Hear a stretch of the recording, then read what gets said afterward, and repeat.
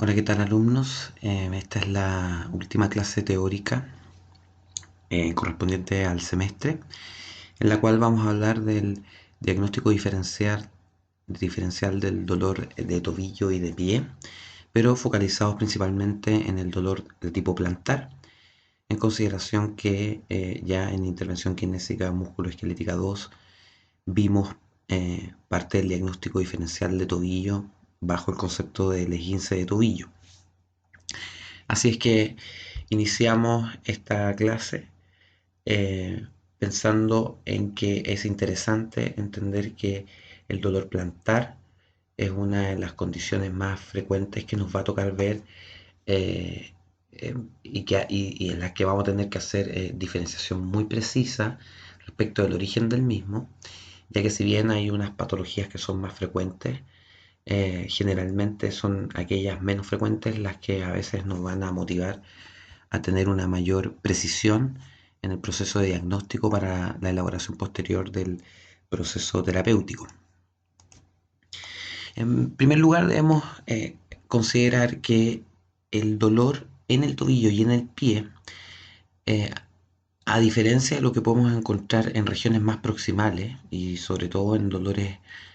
más bien a nivel de la columna, vamos a encontrar una mayor cercanía, una mayor relación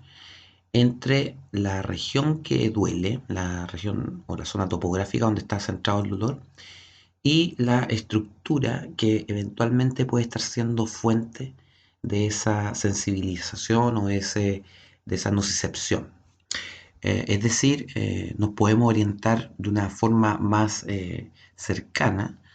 entre la ubicación del cuadro clínico y la potencial región que se encuentra afectada o la potencial estructura que se puede ver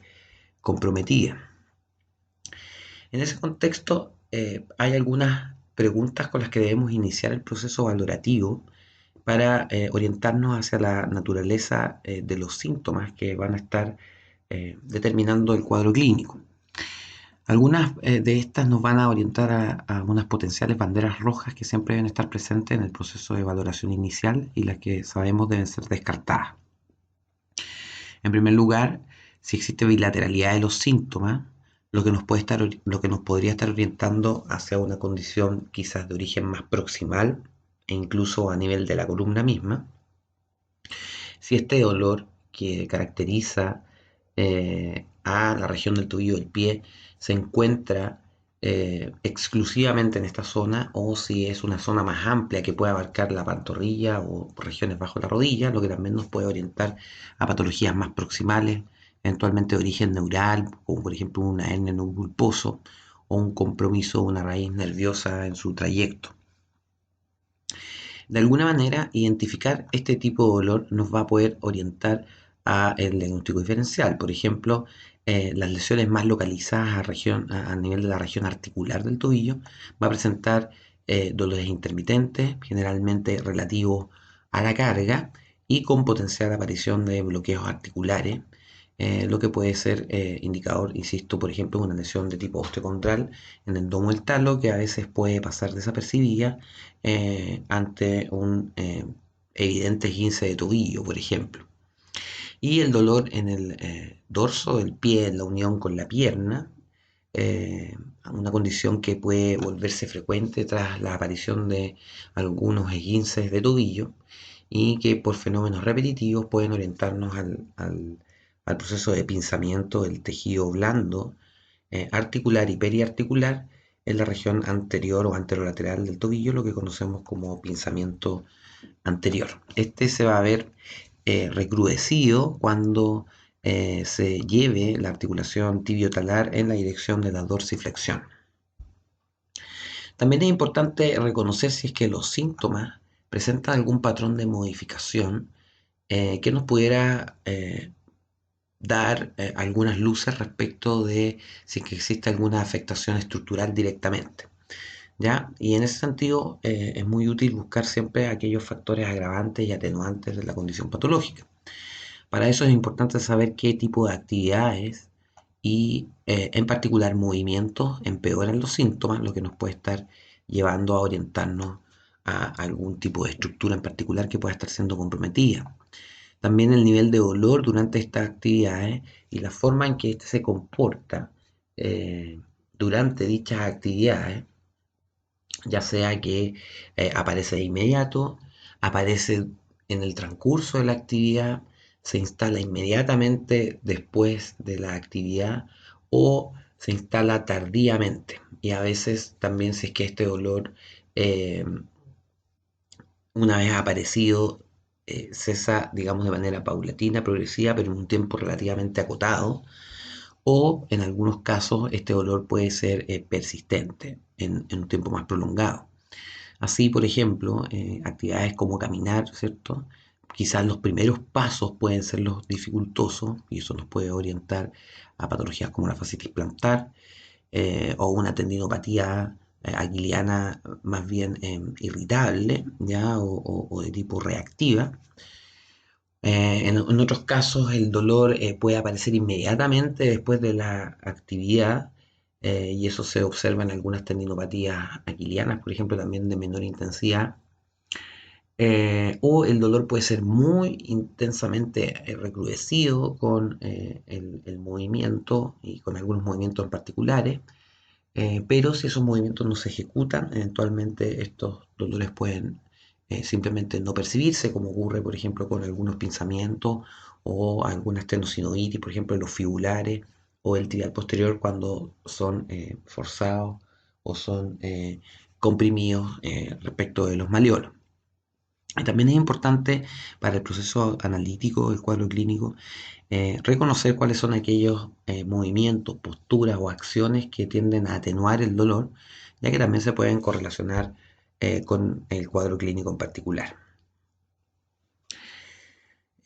Una vez que tenemos identificado esa generalidad respecto del cuadro y del dolor y ya hemos razonado respecto de algunas posibles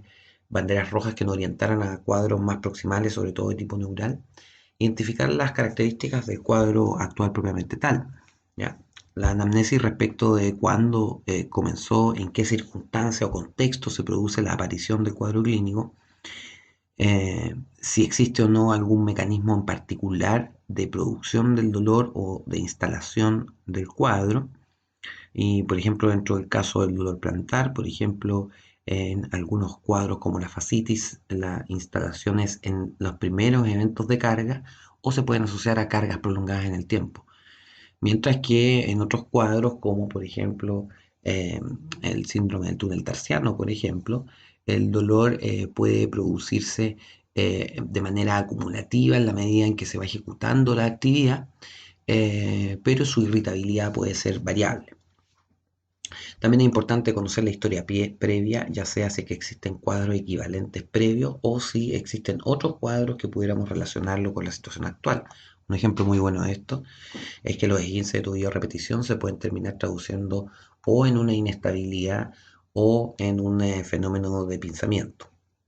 También es importante ver cómo cursan los síntomas en el tiempo y así, por ejemplo, eh, cuadros de tipo eh, más mecánicos, ¿ya? Y a veces relacionados con traumatismos o eventos agudos, pueden presentar cursos de instalación muy abrupta de los síntomas, pero que quizás si es que no se ejercen acciones irritantes del cuadro clínico, pueden haber incluso periodos sin dolor. Mientras que hay otros en que el cuadro clínico puede ser persistente incluso ante la ausencia de carga, como puede ser, por ejemplo, un fenómeno irritativo de alguna raíz nerviosa a nivel de la columna, de las raíces más distales, ¿cierto? Desde L5 hacia abajo, y que puedan estar dando un cuadro clínico persistente incluso en reposo. Por último, también es bueno reconocerse que existe algún tratamiento previo respecto de otras patologías o respecto de la patología actual, ¿ya? No es raro ver que en algunos cuadros persistentes en el tiempo, como puede ser una fascitis plantar, se han intentado muchos tratamientos previos, eh, algunos que pueden ser inefectivos, otros pueden ser incluso agravantes de los síntomas y otros pueden haber dado solo resultados parciales, lo que nos va a orientar también para determinar eh, nuestras decisiones terapéuticas y eventualmente transitar de tratamientos más tradicionales a quizás focalizarnos en tratamiento de segundo orden. Como en toda parte del cuerpo, ¿cierto? Nosotros siempre debemos reconocer primero la presencia de las banderas rojas, y aquí tenemos un listado al lado izquierdo de las que son relevantes. Las fracturas por eventos traumáticos agudos, ya donde el paciente identifica claramente un evento, y es muy relevante dentro de las fracturas reconocer dos elementos muy importantes. Primero, las reglas de Ottawa de palpación, que ya ustedes deben conocer y que nos permiten orientarnos a la posibilidad o no de tomar alguna radiografía eh, de tobillo o de pie. ¿Ya? Estas reglas presentan una sensibilidad del 100%, es decir, cuando ninguna de las cuatro palpaciones recomendadas son capaces de generar eh, sintomatología, y por lo tanto eso nos orienta a que no debemos tomar una radiografía. Estas cuatro zonas topográficas son los 6 centímetros distales posteriores de la fíbula y de la tibia, la palpación del tubérculo del navicular y la palpación de la estiloides del quinto metatarsiano. A esto, adicionalmente, debemos sumarle la presencia o no de la capacidad de dar pasos consecutivos, ya sea de cargar el peso sobre el pie directamente, o lo que recomiendan algunos autores es considerar la regla de los 4 pasos, es decir, si la persona no es capaz de dar 4 pasos seguidos, más allá de que sea con dificultad, simplemente no los puede dar por la intensidad del dolor o por el compromiso estructural, ¿cierto? Se va a considerar que esa persona debe eh, realizarse una radiografía. Otra bandera roja puede ser las fracturas por estrés. Esta, a diferencia de las fracturas traumáticas tradicionales, con evento único, se instalan por traumatismo de carga repetitiva en el tiempo, y son mucho más frecuentes en aquellos individuos que practican deporte principalmente. Las fracturas por estrés regulares, digamos, en esta zona pueden darse a nivel de la tibia distal, ¿ya? Algo que ocurre más regularmente cuando el pie es rígido, es decir, es del tipo cabo, lo que hace que se transmitan las fuerzas más directamente y no existe un mecanismo de amortiguación de la carga. Son por lo tanto menos frecuentes en los pies planos las fracturas por estrés. Estas fracturas, como les dije, pueden afectar a la tibia y a veces a las cabezas de los metatarsianos, generalmente siendo el segundo en su región distal el que más frecuentemente se afecta. El neuroma de Morton, que si bien no lo vamos a considerar una bandera roja absoluta en el sentido de que de hecho kinésicamente se puede abordar, pero si es que no ha sido diagnosticado y nosotros lo detectamos, debe ser rápidamente considerado por el médico en el diagnóstico. Por lo tanto, en estos casos lo que uno hace generalmente es derivar, pero manteniendo el tratamiento si es que uno tiene certeza de que ese es el diagnóstico. El neuroma de Morton básicamente es un engrosamiento de los nervios interóseos, generalmente entre el segundo y el tercer, o el tercer entre el segundo y el tercero, o entre el tercer y cuarto metatarsiano, y que puede ser una condición altamente irritable, y de hecho es uno de los diagnósticos diferenciales del dolor plantar junto con la fascitis plantar y el síndrome del túnel tarsiano. La trombosis venosa profunda, que se va a caracterizar por un dolor en la parte posterior de la pantorrilla,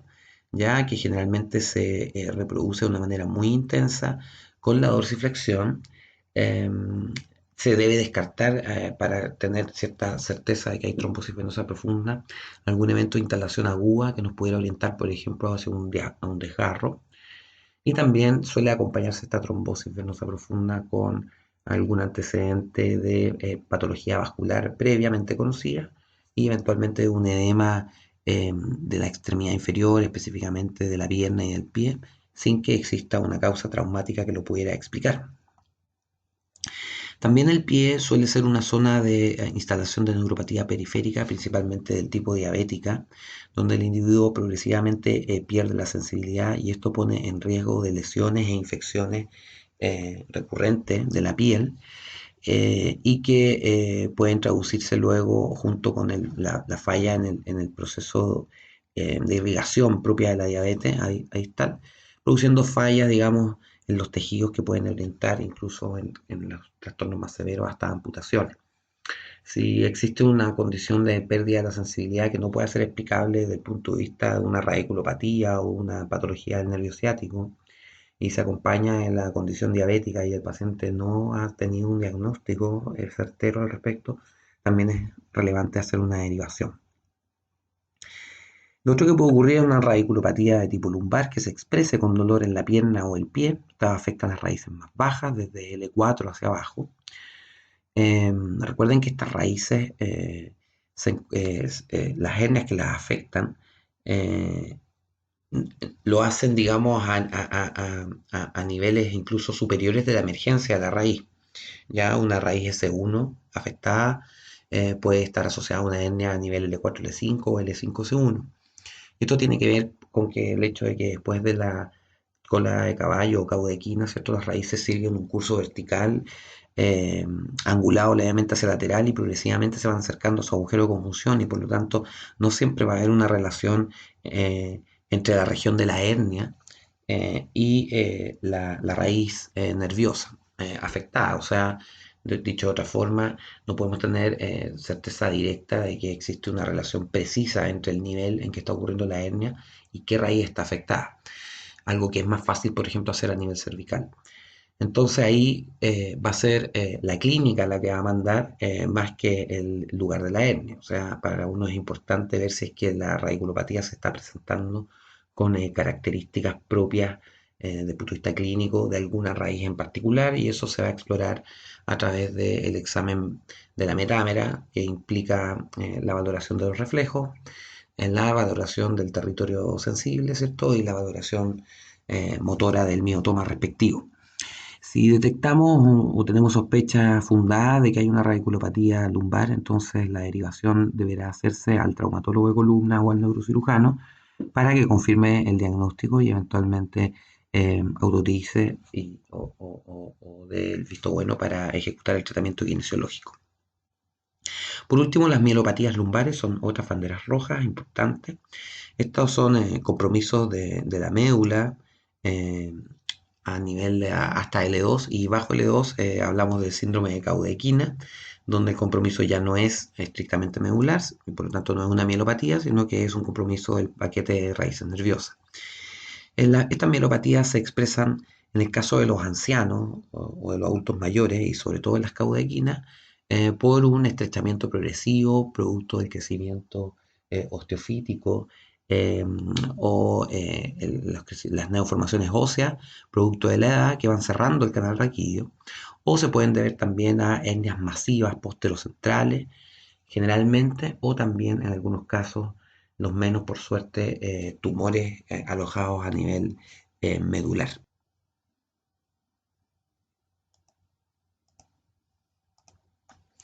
Aquí vemos expresado en algunos dibujos cómo debemos detectar el neuroma de Morton. Aquí vemos un neuroma, digamos, que está siendo abordado quirúrgicamente, en algunos casos muy severo y con mala respuesta a la terapia kinésica. La resolución es quirúrgica, pero en la mayoría de los casos se pueden resolver kinésicamente. Estas son las zonas de alojamiento, generalmente en el tercer espacio interóseo se encuentra el 72% de las afecciones y en menor medida en el segundo y el primer espacio. Para testear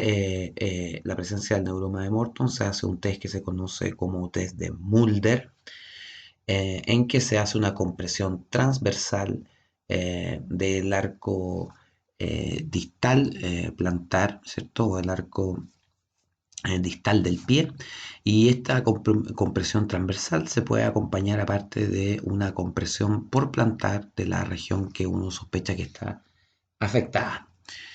Ante la presencia de esta condición, ¿cierto? Obviamente siempre es útil el proceso diagnóstico, el que se hace generalmente con una ecotomografía y que nos confirma el diagnóstico y por lo tanto eso nos permite llevar adelante el manejo kinesiológico.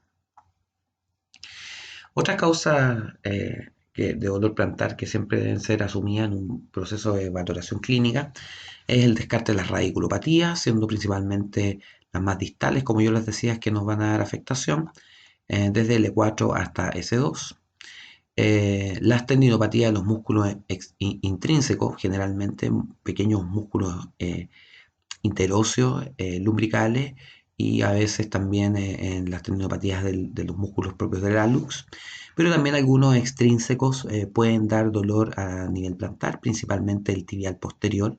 en su tránsito hacia la base del primer metatarsiano. Ya no es raro si bien la tendinopatía este es más frecuente en la región retromareolar tibial, pero en algunos casos la irritabilidad del tendón se puede extender hacia el arco longitudinal medial.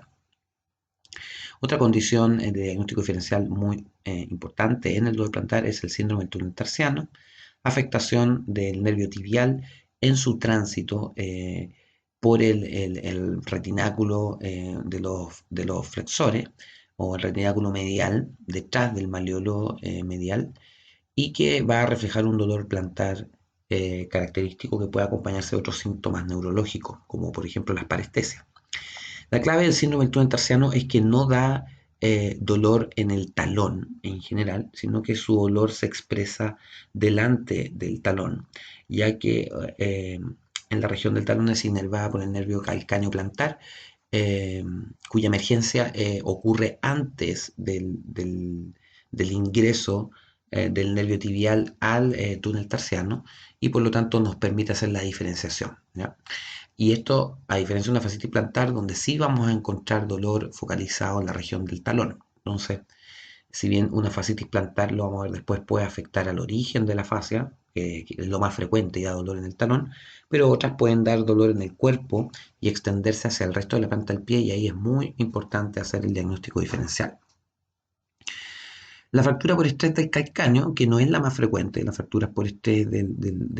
digamos, de la región pierna, tobillo, pie, pero que se puede dar en algunos casos, es cierto, por impacto, sobre todo cuando tenemos corredores cuyo ataque, digamos, hacia o durante la recepción, digamos, o el apoyo del talón durante la carrera, ¿cierto? Se hace mucho más focalizado en la parte posterior del pie, y eso eh, puede generar algún tipo de estrés en el calcáneo. Si a esto sumamos algún tipo de atrofia, por ejemplo, en la grasa plantar, o un pie KO que se caracteriza por una rigidez mayor, ¿cierto? Eso puede aumentar el riesgo. También podemos encontrar tumores óseos, si bien muchos de los tumores que afectan al pie se alojan en el calcáneo y muchas veces son benignos y no dan síntomas, es decir, su hallazgo se produce sin que exista de por medio una sintomatología, sino que a veces por simple radiografía de control. Eh, Algunos generan mayor destrucción de los huesos y por lo tanto pueden dar, digamos, síntomas más relevantes. En otros casos, ¿cierto? Podemos tener tumores que no son dolorosos, pero que no son detectados, por lo tanto, a tiempo, y pueden generar estallidos en los huesos. Por suerte, son más bien poco frecuentes. Ya les decía yo, la atrofia de la almohadilla grasa, sobre todo en la región del talón, puede ser un factor doloroso, sobre todo porque impide la amortiguación natural que produce esta almohadilla, y por lo tanto se puede generar un mayor impacto sobre las superficies óseas. Esto puede ocurrir en el talón. Y ojo que también hay otra almohadilla grasa que se encuentra en el arco transversal eh, anterior del pie, y que permite la cavidad o la concavidad que presentan los metatarsianos en sus cabezas. En muchas personas, sobre todo aquellas que usan taco, o en personas mayores de 40 años, esta grasa eh, se redistribuye o directamente se atrofia, y aumenta el impacto que se produce sobre principalmente sobre las cabezas de los metatarsianos. Por último, las patologías de tipo espondiloartritis o reumatoides, ¿cierto? O reumáticas, también puede ser condición dolorosa en la planta del pie. Eh, la artritis reumatoide en particular tiende a afectar las pequeñas articulaciones y generan gran deformación en el pie, y son bastante eh, habituales y fáciles de diagnosticar, dada la bilateralidad de los síntomas, los antecedentes previos, la poliartritis porque afecta a varias articulaciones, y eventualmente otros síntomas de tipo reumático que se pueden encontrar en otras áreas del cuerpo. Entonces, dentro de las lesiones que vamos a encontrar en el miembro inferior y en particular desde la pierna hacia abajo, vamos a encontrar varias causas que van a orientar al sobreuso. Por ejemplo, es muy frecuente encontrar lo que yo suelo llamar eh, fallas o desequilibrios en el proceso de planificación del entrenamiento, ya que en muchos periodos, sobre todo cuando se acercan competiciones importantes, y entre paréntesis, esto lo veo muy frecuentemente uno ahora con el auge que ha tenido el running y sobre todo las maratones, en que las personas no son capaces de planificar bien su entrenamiento precompetitivo. Muchas veces no se asesoran o se guían por otros grupos de otros corredores, aumentan significativamente la carga y aparecen lesiones de tipo sobreuso, generalmente fascitis plantares, tendinopatías aquilianas y lo que se llama el síndrome de estrés tibial medial o shin splints, que es su nombre en inglés, que dan un dolor medial más o menos entre el tercio medio y el tercio distal de la tibia, donde se encuentra el origen del músculo tibial posterior, y que es una zona muy dolorosa y que a veces puede generar gran afectación, incluso privando a la persona del ejercicio de la práctica deportiva. Otras condiciones como los impactos de la actividad, ¿cierto? Los cambios en la superficie de entrenamiento, las carreras en descenso y ojo también en ascenso, ya en superficies inclinadas, los déficits de flexibilidad principalmente de la articulación tibio-talar y de la articulación subtalar, ¿ya? En el caso de la tibio-talar, que limita el rango de dorsiplantiflexión y por lo tanto suele trasladar carga hacia otras articulaciones anexas. Y en el caso de la subtalar, que es una articulación muy importante en la amortiguación del impacto, si esta se encuentra particularmente rígida, va a haber un riesgo también de lesión. Otros factores como el exceso de carga, la debilidad muscular, la postura, que después quizás vamos a hablar algo que algunos estudios se han mostrado controversiales respecto a si es importante o no la postura del pie. La lógica sería pensar que un pie dentro de los rangos normales, por decirlo así, de arco y de disposición del calcáneo, debería ser el que menos se afecta. Sin embargo, estudios de hace un par de años atrás han demostrado que incluso en corredores de largas distancias, una vez que acumulan hartas horas de trote, las personas con pie plano podrían tener un factor protector, al menos sobre ciertas lesiones del tobillo y del pie. Sin embargo, hay otros estudios que muestran que los que tienen pie plano tienen más riesgo de tener tendinopatía aquiliana y por ende el tema de la postura siempre va a ser controversial, pero sí debemos responsablemente evaluarla y considerarla como un factor que pudiera influenciar eventualmente, pero nunca considerarlo como el único factor. Eh, el too much too soon, que es el exceso de carga y muy rápido, probablemente yo les decía recién, es uno de los elementos que más frecuentemente nos va a dar dolores de cabeza, sobre todo si queremos sacar a este corredor rápido de su condición, y eso va de la mano con el sobreentrenamiento. Ya hablamos algo de la postura y el mal alineamiento. El tema del calzado también en su momento tuvo el boom, ¿ya? Incluso muchas marcas de zapatillas tienen cierto el calzado específicos para pies pronados o pronadores y pies supinados. Sin embargo, varias revisiones han mostrado ya que parece no ser un factor tan relevante el tema del calzado, si es que estamos dentro de un marco acotado. Obviamente, una persona que sale a correr con bototos de seguridad probablemente va a sobrecargar su pie, pero eh, el tipo de zapatilla, ¿ya? Unas versus otras, pareciera hoy en día la evidencia ir más bien en la dirección de que no es un factor altamente relevante y lo importante, lo que hoy en día se considera es que el calzado debe ser cómodo, permitir el movimiento del pie, eh, permitir un cierto nivel de amortiguación de acuerdo a la actividad que uno está haciendo, pero no ser un factor, no va a ser un factor determinante 100%, si bien obviamente puede contribuir desde lo suyo. Dentro del dolor de la pierna, antes de irnos al pie, importante siempre valorar el tema del periósteo. Ya habíamos dicho el shin splint o estrés tibial medial. En esa misma zona, si se sobrecarga en el largo plazo, puede aparecer una fractura por estrés de la tibia, ¿ya? Los factores vasculares que ya habíamos hablado. Siempre considerar el dolor que pueda estar siendo referido desde proximal a nivel de la raíz o nerviosa, digamos, sería propiamente tal irradiado, o de un nervio, pero también algunos dolores que se pueden referir al pie desde la rodilla o incluso desde la cadera, aunque no es lo más frecuente. Y también siempre hacer el diagnóstico diferencial de los músculos y tendones, ya que estas condiciones pueden estar también produciendo dolor, perdón, y obviamente también la posibilidad de infección o cáncer. Ya lo decía yo recién,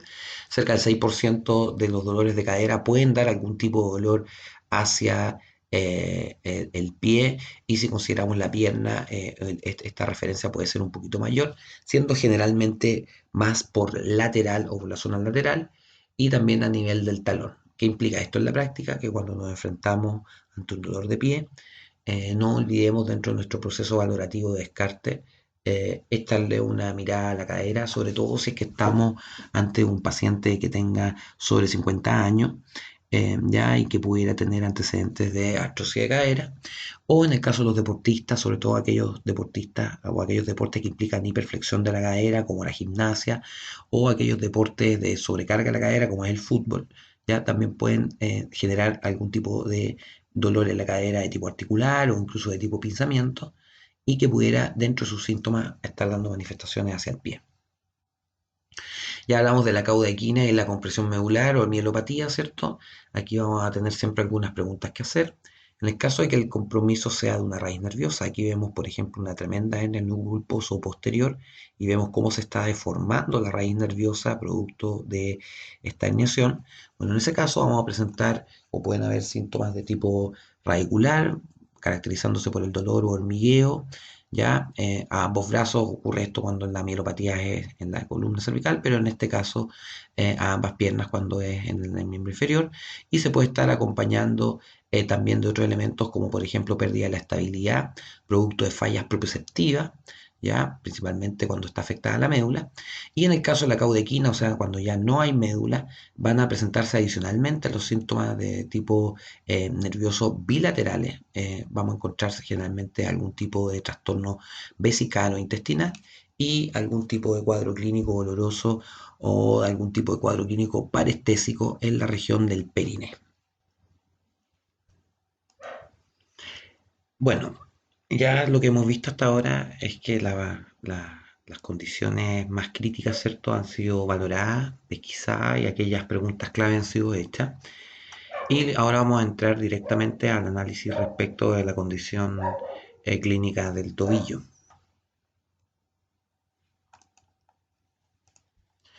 Bueno, primero hablaremos desde el punto de vista topográfico del dolor ubicado en la cara anterior del tobillo. Y acá las condiciones que más frecuentemente nos pueden orientar a eso son la artrosis del tobillo, la artrosis específicamente del talo, condición que en general se puede instalar ante presencia de traumatismo a repetición, algún evento traumático de alta intensidad que haya generado alguna afectación del domo del talo y que por lo tanto, producto de alguna irregularidad surgida a partir de este evento, pueda ir progresivamente deteriorando las condiciones de la superficie articular del mismo. La otra también forma que se puede llegar a un proceso artrósico o de deterioro degenerativo del cartílago del talo está dado por la inestabilidad persistente, condición que a su vez tiene generalmente como causa eh, basal, ¿cierto?, la recurrencia de esguince de tobillo. Por otro lado, algunos cuadros clínicos a repetición, de tipo también torsión o esguince, pueden producir el engrosamiento de la membrana sinovial, de la cápsula articular y de otros tejidos blandos periféricos a la articulación, engrosamiento que generalmente se localiza en la región anterior o anterolateral del tobillo y que ante el movimiento de dorsiflexión pueden ser comprimidos parcial o totalmente en lo que se denomina el pellizcamiento o pinzamiento de tobillo, siendo el pinzamiento anterolateral el más frecuente y que se asocia a las lesiones persistentes o a repetición del complejo ligamentoso lateral, en particular del ligamento talofibular anterior. En la región del seno del tarso, a nivel superficial, transita el nervio fibular, que es una rama sensitiva superficial del nervio fibular, que a su vez proviene del nervio ciático. No son pocos los reportes que existen de que este nervio puede ser estresado y directamente traumatizado eh, en un evento, digamos, energético de tipo tracción, eh, cuando se produce el mecanismo de supinación que lleva al esguince de tobillo. Cuando este nervio se ha lesionado de manera asociada a un esguince de tobillo, en general lo que vamos a encontrar es un dolor más bien de tipo quemante, que generalmente abarca el dorso del pie y puede incluso también abarcar parte de la región anterior de la pierna distal. Y suelen haber alodinias y dolor al tacto o al roce. Y muchas veces este cuadro puede ser que se instale de manera aguda con el esguince de tobillo, eh, que no siempre se ha encontrado y que pueda ser una de las razones por las cuales persiste dolor por periodos largos, cuando ya teóricamente la estabilidad y la estructura del ligamento lateral del tobillo ha sido cicatrizada o se ha logrado, digamos, la completa curación del cuadro original. También hay reportes de casos en que cuando la tracción es muy intensa y se asocia a un evento altamente traumatizante, no solo desde el punto de vista físico, sino que también de alguna medida o en alguna medida del punto de vista psicoemocional, esta región se puede sensibilizar eh, de manera persistente con modificaciones de los procesos sinápticos a nivel central y establecer una especie de sensibilización central en la región del dorso del pie y de la cara anterior de la pierna. ¿Ya? No resulta, a mi juicio, menor ni poco relevante el considerar dentro del examen físico un esguince de tobillo siempre si es que este nervio se encuentra afectado. Lo otro que podemos encontrar como dolor anterior, aunque es menos frecuente, incluso a veces se pensaba, o anteriormente se pensaba que era más frecuente, eh, pero que la precisión diagnóstica del pinzamiento tobillo y la separación también del diagnóstico del shin splints en la cara anteromedial de la pierna ha ido acotando, digamos, los cuadros de tendinopatía del tibial anterior. Son tendinopatías que se producen por sobreuso, generalmente se asocian a corredores y que se pueden también encontrar de la mano de las periostitis o del shin splints. Para saber si hay pinzamiento anterolateral del tobillo, existe esta regla de predicción dentro de la cual debemos considerar la presencia de 5 de estos 6 síntomas para que sea altamente probable la presencia de un pinzamiento. Estos síntomas son eh, dolor o a la presión, digamos, en la región anterolateral del tobillo o directamente una sensación de dolor que se puede producir, por ejemplo, ante la sobrecarga de esa zona. Adicionalmente, se suele encontrar un aumento de volumen en la región anterolateral del tobillo alojada en el seno del tarso, lo que algunos directamente llaman síndrome del seno del tarso, o que lo consideran como parte del síndrome del seno del tarso. También suele ocurrir, y esto es muy determinante, que haya dolor a la dorsiflexión forzada, que también puede aparecer dolor cuando se hace un squat sobre el pie afectado, lo que va asociado a la dorsiflexión también. Aparece dolor con algunas actividades, generalmente el trote, la práctica de actividad física y los cambios de dirección, pero es importante que para que exista este pinzamiento de tobillo, que se descarte también la inestabilidad del tobillo que puede producir algunos síntomas particulares. Aún así, la sola ausencia de inestabilidad de tobillo no es suficiente criterio diagnóstico. Respecto a los nervios, el nervio peroneo profundo, lo vemos acá, que recorre inervando toda la musculatura extrínseca y luego la intrínseca del pie, pero a nivel superficial recorre la cara anterolateral el nervio peroneo superficial, que aquí no aparece expresado hasta la región distal, sino que aparece solamente hasta la región media de la pierna, pero que luego se proyecta llegando hasta el dorso del pie. Dolor lateral del tobillo. La verdad es que el dolor lateral puro no es tan frecuente. y generalmente lo que vamos a encontrar en los cuadros clínicos más recurrentes de tobillo son dolores anterolaterales, es decir, una mezcla entre el dolor anterior y el lateral. Pero los dolores laterales puros generalmente se pueden encontrar en la región inferior del malleolo o en la región posterior del malleolo, donde por lo general vamos a encontrar esguinces del ligamento fibulocalcáneo, que es raro que esté aislado y generalmente va de la mano con el esguince del ligamento talofibular anterior. Podemos encontrar disfunción del nervio sural que pasa por detrás del malleolo y que da inervación a la cara lateral del tobillo y también en parte de la región calcánea. Y principalmente una condición que no es poco frecuente y que aparece a veces, por ejemplo, en las rehabilitaciones de fracturas de tobillo o en las rehabilitaciones de inestabilidades recurrentes del tobillo, que es la tendinosis de los músculos fibulares, generalmente encontrándose desde la región un poco proximal al malleolo lateral y suelen transcurrir estas tendinosis bajo el malleolo. ¿Ya? Se caracterizan por dolor a la dorsiflexión forzada y también al caminar en punta de pie. Acá aparece un mejor dibujo del nervio superficial en su rama más cercana al pie, donde vemos la expansión del mismo hacia el empeine y que es zona de altamente o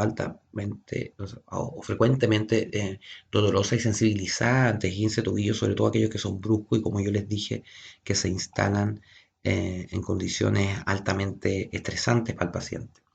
Y detrás del malleolo va o transcurre el nervio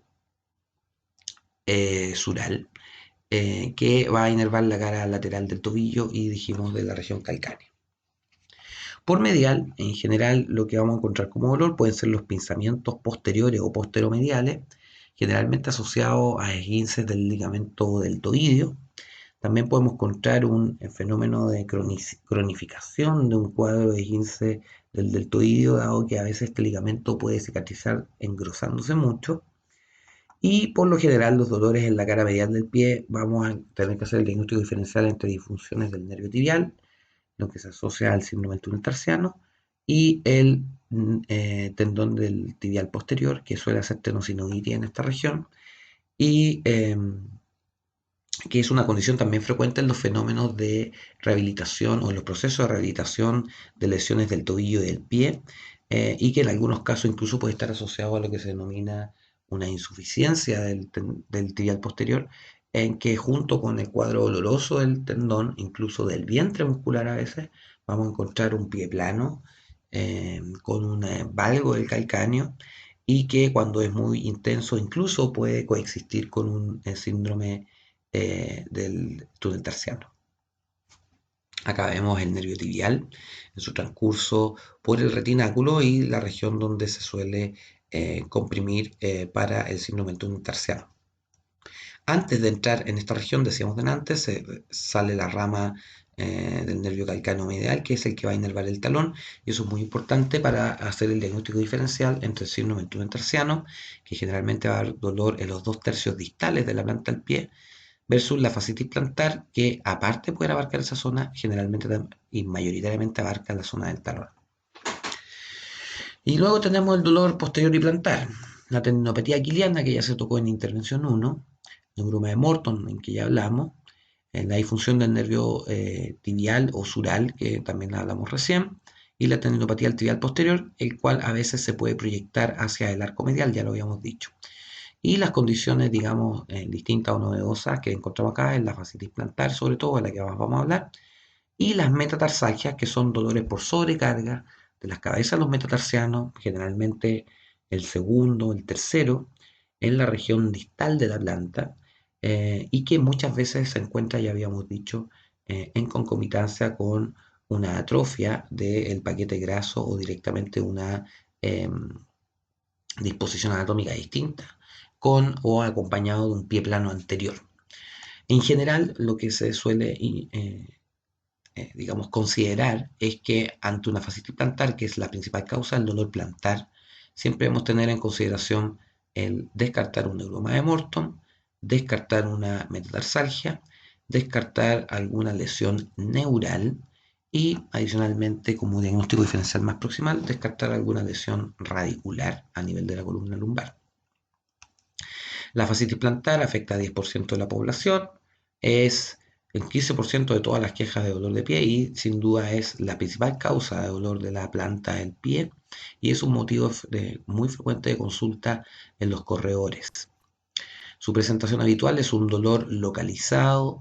bastante identificable por el paciente en la región del origen de la fascia plantar, es decir, en la región digamos, del tercio proximal o posterior de la planta del pie, justo delante del calcáneo en su punto de emergencia y que es fácilmente gatillable a través de una compresión directa. Su característica es que en algunos casos comienza insidiosamente, aunque sí hay reportes de casos de aparición relativamente aguda. Este dolor empeora después de haber hecho periodos de carga persistente por mucho tiempo, básicamente caminatas largas. Muchas veces hay pacientes que tienen pequeñas molestias y las caminatas largas terminan instalando el síndrome doloroso más persistente. Y a veces puede ser la caminata larga la gatillante del fenómeno. En general, lo que uno nota o que relata el paciente es que los primeros pasos de la mañana son muy dolorosos, pero que luego, en la medida que va agarrando ritmo, este dolor tiende a disminuir. En el caso de que el paciente tenga un dolor persistente y altamente invalidante, puede deberse a fascitis plantares muy agudas, a veces de tipo postraumática, y si bien es raro, pero en algunos casos hasta puede estar asociado a una rotura, una irrupción de la fascia plantar. En algunos casos el dolor se proyecta a lo largo del primer metatarsiano, ¿ya? Y por lo tanto la dorsiflexión de este metatarsiano más la dorsiflexión del tobillo pueden aumentar los síntomas, pero no hay que considerarlo un síntoma absoluto, porque muchas fascitis plantares, sobre todo aquellas que son de intensidad más moderada o leve, no dan esta sintomatología positiva, lo que se conoce como el signo de Windlass. Y la otra característica es que en el diagnóstico diferencial del nervio tibial no nos va a aparecer digamos, síntomas neurales y el dolor en general es bastante puntual y local en el caso de la fascitis plantar y no suele tener una referencia a otros lugares. Dentro de la clasificación, ya decíamos, un dolor a nivel plantar medial, se precipita específicamente en el talón ante las cargas agudas, principalmente durante la mañana. La palpación local es dolorosa. El test de Windlass, que lo estamos viendo acá, es doloroso al hacer la dorsiflexión del tobillo y el pie y palpar ya sea el cuerpo de la fascia plantar, que son las fascitis plantares menos frecuentes, o directamente, lo que es más recomendado, palpar el origen de la fascia plantar acá abajo, donde se va a agudizar el cuadro clínico. Estos pacientes la eversión forzada no es dolorosa, lo que nos descarta un túnel tarsiano. Generalmente tenemos una limitación en la actividad de la articulación del tobillo, lo que genera una mayor necesidad de amortiguación por parte de la fascia plantar. En algunos casos podemos encontrar pie plano, hay otros casos que son de pie cao, y también hay casos en pies normales, por supuesto. Por lo tanto, la postura puede favorecer, pero no necesariamente debe ser considerado como un signo exclusivo o gatillante o directamente como la causa del problema. Y se ha visto que en pacientes con diabetes y aquellos con pacientes con peso corporal elevado, se podría producir eventualmente un mayor riesgo de padecer esta condición. Factores de riesgo, entonces, ya dijimos, limitación del movimiento del tobillo, sobre todo la dorsiflexión, índice de masa corporal elevado. Aquellas actividades que requieren posiciones mantenidas o cargas repetitivas pueden aumentar el riesgo. Los trabajos, por ejemplo, en posiciones de pie mantenida o los pacientes que practican running, donde están impactando regularmente la fase plantar. Pero ojo que la inactividad física, los pacientes sedentarios, generalmente obesos, también tienen riesgo de padecerlo. O sea, no es una condición exclusivamente de sobrecarga. Y había otros factores de sensibilización que podrían tener que ver con síndrome, digamos, metabólico o patología asociada a diabetes y también ¿cómo se llama?, a una desadaptación progresiva de la fase plantar ante la falta de carga, ¿ya? Lo que podría explicar cómo la inactividad física podría conjugarse para producir este dolor. En general, el paciente relata un dolor de instalación insidiosa, a veces puede ser agudo, localizado, ya dijimos, y que aparece generalmente después de un periodo sin haber estado apoyando el pie, por eso que es muy frecuente que aparezcan los primeros pasos de la mañana. En los casos en que el dolor es persistente o es muy agudo, se gatilla rápidamente con la carga y no cede después de haber caminado un rato, podemos encontrar fácilmente una marcha antiálgica. Que vamos a inspeccionar en nuestro paciente, la alineación del retropié y del antepié, que podría tener algún factor de asociación con el cuadro clínico, pero no necesariamente va a ser 100% determinante. Hay estudios que muestran que el valgo del tobillo tiene mayor riesgo por una posición de estiramiento sostenido en la fase plantar, y hay otros estudios que dicen que el varo del calcáneo o el pie supinado sería un mayor factor de riesgo, ya que hay una rigidez intrínseca del pie, lo que también de alguna manera genera sobrecarga sobre la fase. Cuando el pie es plano, está asociado a la fascitis plantar, en general vamos a encontrar un pie muy plano, y ya dijimos que hay que estar buscando también en estos pacientes con fascitis plantar o en los pacientes con patología de pie el riesgo de fracturas por estrés, ya lo habíamos nombrado. Una forma de identificarse que el pie está plano es hacer el test de la caída del navicular, ¿ya? Este test básicamente se valora en dos posiciones. Primero, el paciente sedente. Se mide la altura del navicular, ¿ya? Se usa generalmente una tarjeta rígida o una regla. Y luego se le pide al paciente que se ponga de pie y se observa en qué posición ha quedado el navicular después de esto. Si el navicular o su tubérculo ha caído más de 1 centímetro estando de pie respecto de la posición sedente, entonces se considera que el test es positivo y eso nos orienta hacia un pie plano dinámico, ¿cierto? Y que podría ser un factor de riesgo de dolor plantar o de síndrome del túnel tarsiano. Otra cosa que es importante evaluar en el paciente es la marcha, incluyendo la valoración del calzado, ver cómo camina en marcha normal, ver cómo camina en punta de pie y en talones, para ir determinando cómo es la capacidad de tolerancia que tiene ese pie. Importante considerar si el paso se encuentra afectado producto del dolor de tobillo-pie, si el paciente tiende a cortar las fases de apoyo justamente ante la falta de tolerancia a la carga, lo que se traduce en una claudicación,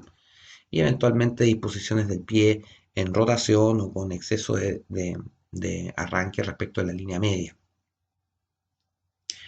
En la asesoría de calzado, antiguamente, no antiguamente, pero hace un tiempo atrás se le daba todavía mucha importancia, eh, eh,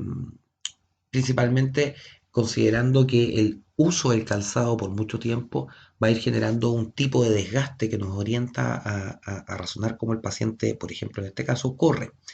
Pero la verdad es que hay muchas personas que hoy en día renuevan rápidamente el calzado y no siempre el desgaste del calzado nos puede servir de ayuda. Antiguamente los calzados se utilizaban por mucho más tiempo, la renovación del calzado era mucho menos frecuente y por lo tanto quedaba una huella muy clara marcada en el zapato de cómo era la pisada del paciente. Cosas importantes valorar respecto del calzado: primero, si estáis bien acomodado al pie en cuanto a ancho y largo, ya cómo está determinado en la región del talón y el apoyo del talón, si tiene o no un soporte del arco. En general se recomienda que sí lo tenga. Si es flexible o no la región del talón con respecto a la región de los ortejos, lo que le permite mayor capacidad de absorción de impacto y flexibilidad. Y como les decía recién, el patrón de desgaste. Esta imagen que está sacado del Maggi nos muestra un calzado, como ustedes pueden ver, antiguo, pero donde uno podía ver el patrón de desgaste de la suela, y al mismo tiempo ver la deformidad que en este caso se ha producido en un pie de tipo pronado por sobreuso del calzado. Como les decía recién, hoy en día la renovación del calzado es mucho más frecuente que antes y es raro llegar a ver este tipo de deformidades, si bien se pueden ver todavía. Al hacer la observación del tobillo-pie tenemos que ver los cambios de tipo vascular que se pueden expresar, por ejemplo, con cambios en la pigmentación o con un edema. Ver si hay callosidad en los dedos, los que puede estar asociado o a un calzado muy apretado o a ortejos que no tienen una buena alineación. Y también es útil a veces inspeccionar las uñas ante presencia de hongos o psoriasis. Desde el punto de vista dinámico es muy importante los test de squat, ya sea bilaterales y sobre todo el unilateral, ya que en el bilateral puede haber una compensación del lado contrario, mientras que en el unilateral podemos observar el alineamiento de la rodilla y el comportamiento del tobillo, el calcáneo y el pie durante la fase de dorsi y plantiflexión, detectando si existe exceso de pronación dinámica, lo que nos puede orientar hacia una sobrecarga del tobillo o el pie. También se pueden utilizar acciones más funcionales como subir, bajar escaleras o hacer algún tipo de salto en un pie, eh, ya sea en el mismo lugar o con avance. ¿Qué nos dice la guía clínica práctica de la IOSP? Bueno, recordemos los niveles de evidencia: A, fuerte evidencia; B, moderada; C, débil; D, evidencia conflictiva, ya donde no hay claridad. Luego está la evidencia E, que es solamente teórica, y la F, que es de tipo experto. ¿Qué nos recomienda la IOSP? El uso de terapia manual podría ser útil eh, como movilización para ganar rango de movimiento subtalar, mejorar la flexibilidad del tejido y también de alguna manera atacar otras articulaciones aledañas como la del tobillo o la tibio-fibular proximal y distal. También hay buena evidencia respecto a los estiramientos de gemelos y de sóleo. También hay alguna evidencia importante en el uso de taping de antipronación, principalmente el taping de tipo rígido, pero la experiencia clínica dice que a veces puede terminar siendo molesto o, por otro lado, en algunos casos los pacientes se pueden volver dependientes. Por lo tanto, no se puede abandonar las estrategias de mejoramiento del control excéntrico de la musculatura del tibial o una mejor capacidad de la musculatura de sostener las desaceleraciones y aceleraciones del tobillo y el pie de manera paralela al taping para no perder esas funciones habituales. Algunas órtesis pueden ayudar a disminuir el dolor y mejorar la función, sobre todo aquellas que están asociadas al tendón calcáneo, pero la experiencia demuestra que, por ejemplo, estas taloneras de gel que a veces se recomiendan para la fascitis plantar, la verdad es que los resultados son bastante variables, dependen mucho del paciente. Respecto de agentes físicos, la electroterapia, el láser, la iontoforesis y el ultrasonido muestran evidencia de pobre calidad, si bien hay algunos atisbos de que pudieran tener efectos sobre el dolor y se van a utilizar generalmente como agentes de acompañamiento y nunca como agentes únicos de intervención. La educación es controversial, tiene más bien un soporte de tipo teórico, sobre todo si lo orientamos al índice de masa corporal y sobre la patología en sí misma, y ya con nivel de, digamos, eh, de recomendación de experto y que es el menor nivel de calidad respecto de las guías clínicas. En general lo que se ha visto es que el ejercicio para buscar controlar la pronación o cambiar la postura es poco efectivo y lo mismo pasa con el uso de corticoides. Y yo hago aquí una referencia a un caso clínico que me ha tocado ver en dos oportunidades. Yo realmente desaconsejaría el uso de punción seca porque he visto casos de edema persistente por intento de acceder a la fase plantar y hasta un caso de neuropatía del nervio de Baxter. Así es que más allá de que pudiera haber algún estudio o incluso algunos cursos que lo recomiendo, mi orientación clínica es que no se debería utilizar. Acá tenemos evidencia respecto a que el entrenamiento de alta carga puede darnos buenas respuestas en el trabajo de fascitis plantar. En general, siempre la estrategia es cargar progresivamente la fascia plantar, casi como una tendinopatía. De hecho, algunos directamente dicen que es una tendinopatía, ya que lo que hay que hacer es ir adaptando progresivamente a la tolerancia, al esfuerzo, y más que buscar una desinflamación o una reestructuración de su tejido. ¿Ya?